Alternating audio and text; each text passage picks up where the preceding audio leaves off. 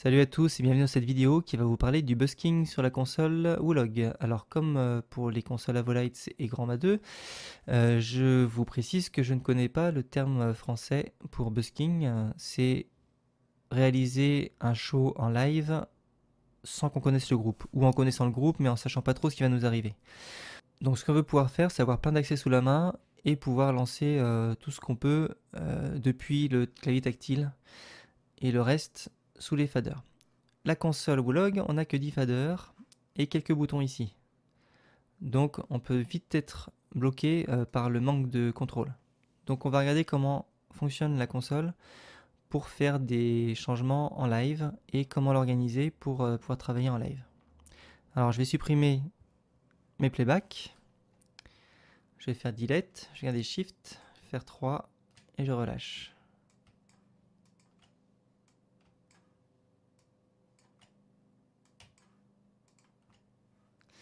Voilà, donc je vais sélectionner ma face, full, et l'enregistrer ici.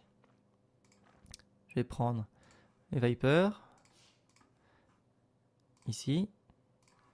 Je vais prendre mes autres Vipers, full, et j'enregistre ici. Maintenant, je vais prendre tous mes Makora, full, et je l'enregistre en 4. Voilà, j'ai d'abord tous mes projecteurs sous la main.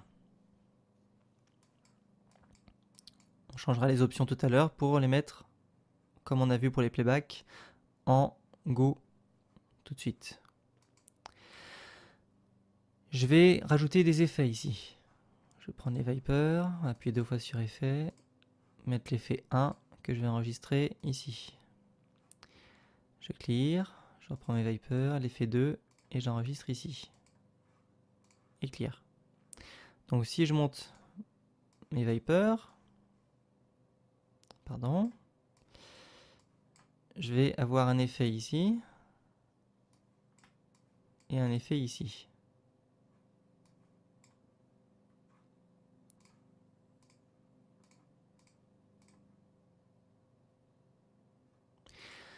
On va aller prendre les options.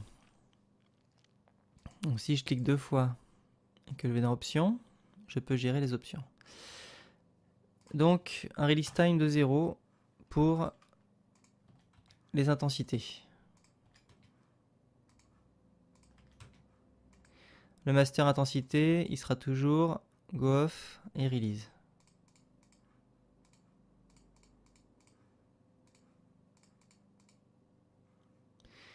Voilà, donc moi maintenant ce que j'ai ici, c'est les intensités qui réagissent et quand j'appuie sur flash, ça réagit aussi. Je m'aperçois que je n'ai pas changé mes temps de fade. Je vais faire 7, 0. Tout à l'heure, je vous montrerai comment modifier ça en une seule fois en le changeant dans votre show de base. Donc, intensité, le flash. Voilà. Et alors les effets, les options des effets, on va aussi faire go off 0, on va aussi release à 0. On va mettre go on flash aussi. Et par contre, dans la queue-list, on va mettre un release time de 1 et un temps de fade de 1. Et pareil pour celui-là.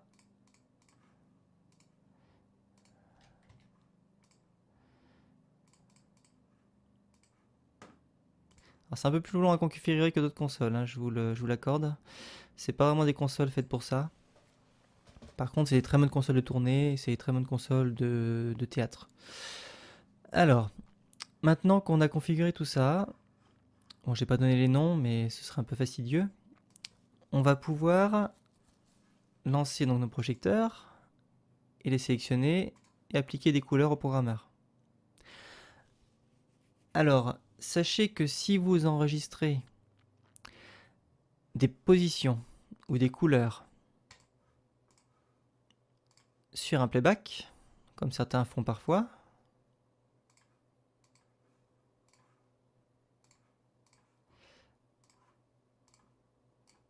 voilà, si je fais play, j'ai effectivement mon rouge, mon magenta, mon bleu.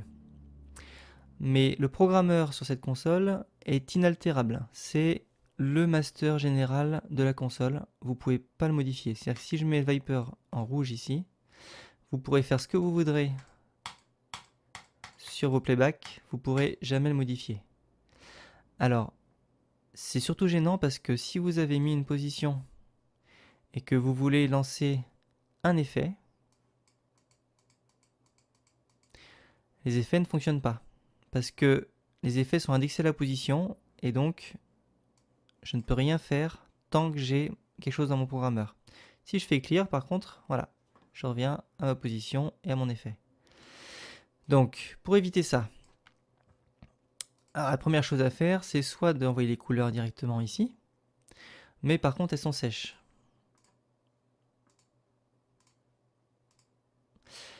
Ça, vous pouvez le modifier en allant dans Programmeur et en activant le Fade Changes qui est ici.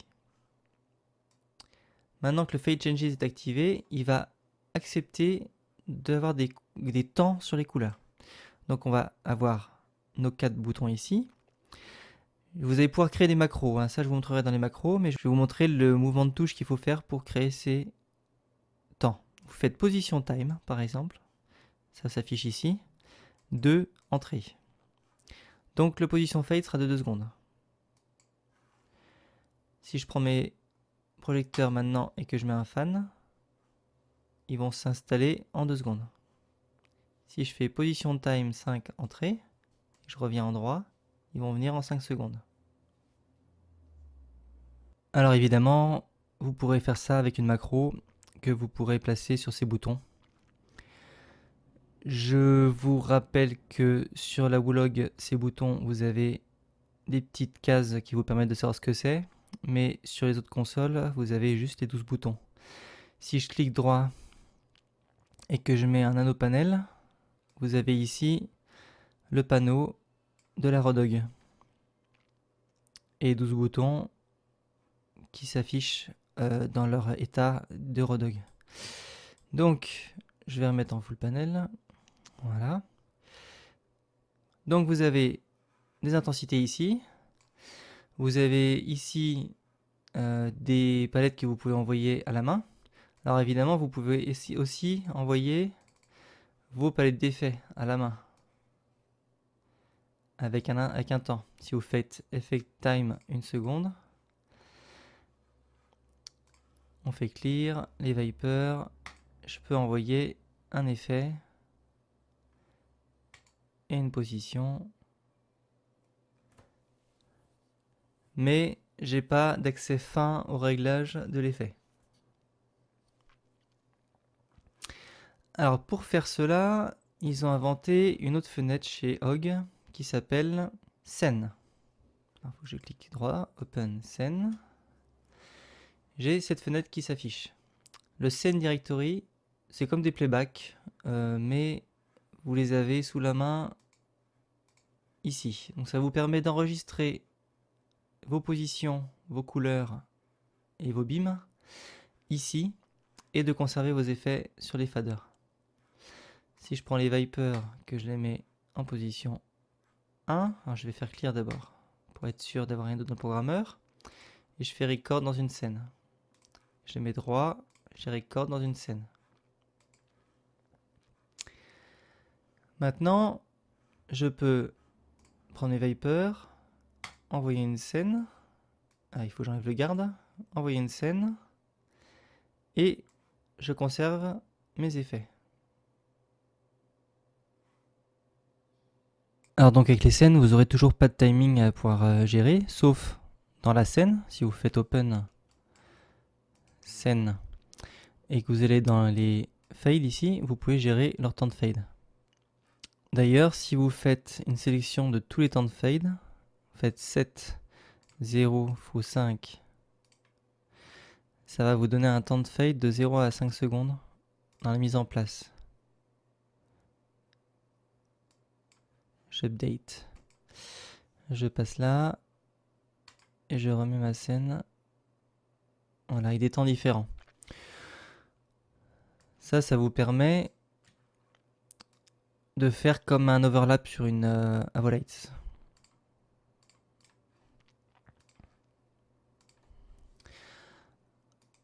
Donc voilà comment lancer des positions en live avec un temps. Vous pouvez copier des scènes l'une sur l'autre et changer les temps pour mettre une scène à 0, une scène à 5, une scène à 10.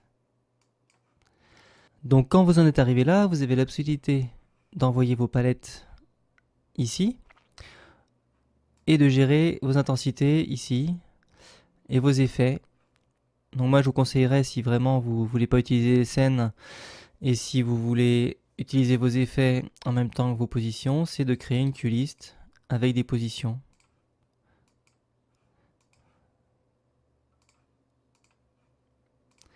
Et comme ça, vous avez vos positions une à une, vous les renommez et puis vous pouvez les envoyer.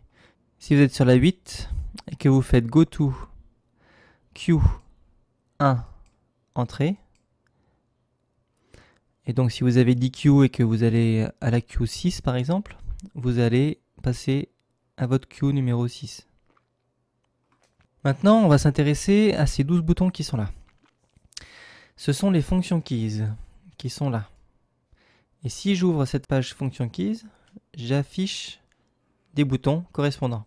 Donc cette fenêtre function keys va vous permettre de voir ce que vous avez sur vos keys qui sont là quand vous n'avez pas les petits écrans au-dessus.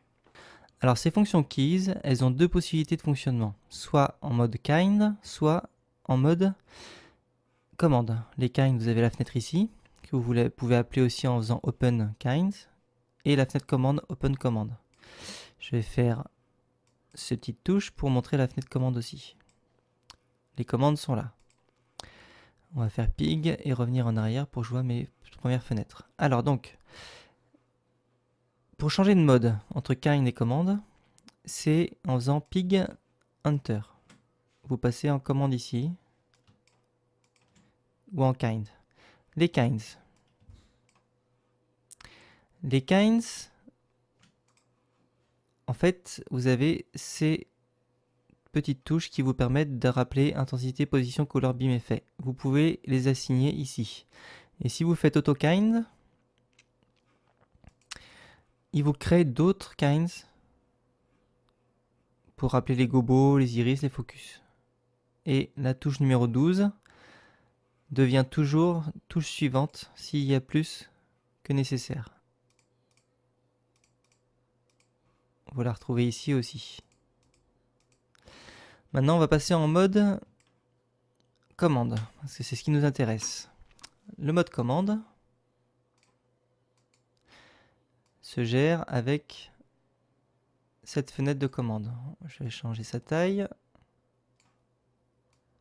Voilà. Ça vous permet de placer des listes dans les fonctions keys. Alors, comment est-ce que vous allez faire ça? Je vais d'abord créer des QList. Donc pour ça, il faut que j'appelle une fenêtre list. On va faire open list ou cliquer deux fois sur list. Voilà. Donc mes Vipers, je vais leur mettre une position. Droit, et j'enregistre ça ici. Fan, et j'enregistre ça ici.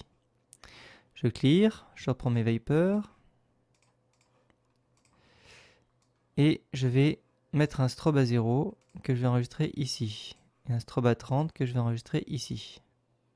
Donc si j'appuie sur ma QList 42, qui est le strobe à 0, je reviens avec le strobe à 0. Je vais aller tout de suite dans les options de Q en faisant Open QList et on va mettre le fade à 0.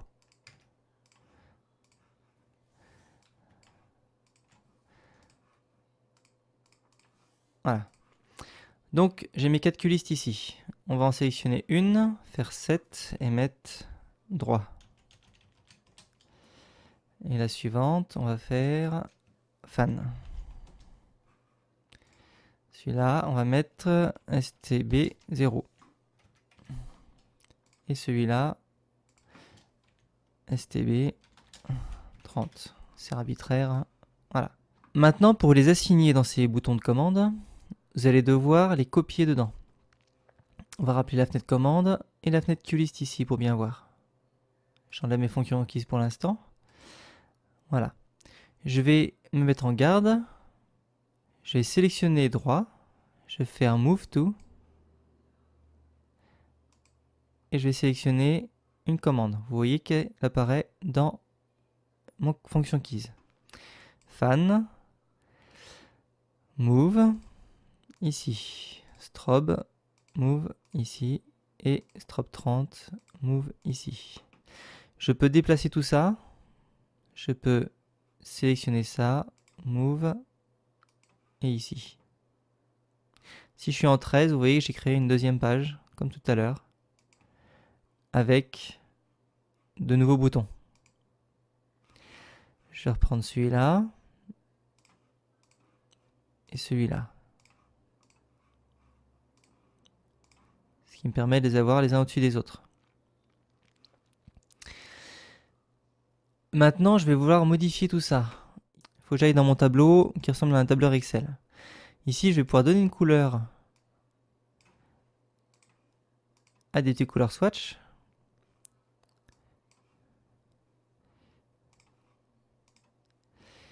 Donner un commentaire et je modifie l'action. C'est-à-dire que ici, c'est pour changer de position. Alors, je veux un go. Par contre, quand j'ai un strobe, je voudrais bien pour que ce soit un flash ou un toggle. Si je fais 7, je peux mettre un flash. Et 7, flash. Ainsi, si je quitte, que je vais dans les options de QList, parce qu'il ne faut pas que j'oublie mes options de QList, je refais Open, Strobe, Options, et je vais décider que quand je flash, ça fait Go, et quand je lâche le flash, ça release. Et je vais mettre Latching pour faire un toggle. Donc après, quand je vais cliquer dessus, j'ai un toggle, et quand je reclique, ça s'arrête. J'ai oublié de modifier le temps de release. Toujours modifier le temps de release. Et pour le 0, on va faire la même chose. Master, Gone Flash, Release. Et un temps de release de 0. Je flash, je relâche. Comme vous voyez, si je clique ici et que je flash ici, je supprime les deux. Alors parce que je n'ai pas activé l'option Persist on Override. Si j'active cette option, j'active mon strobe, je peux flasher ici et je reviens sur le précédent.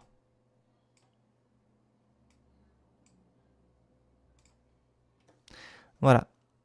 Ici, les positions, on aura juste à faire Go et modifier le temps et on aura accès à nos positions ici.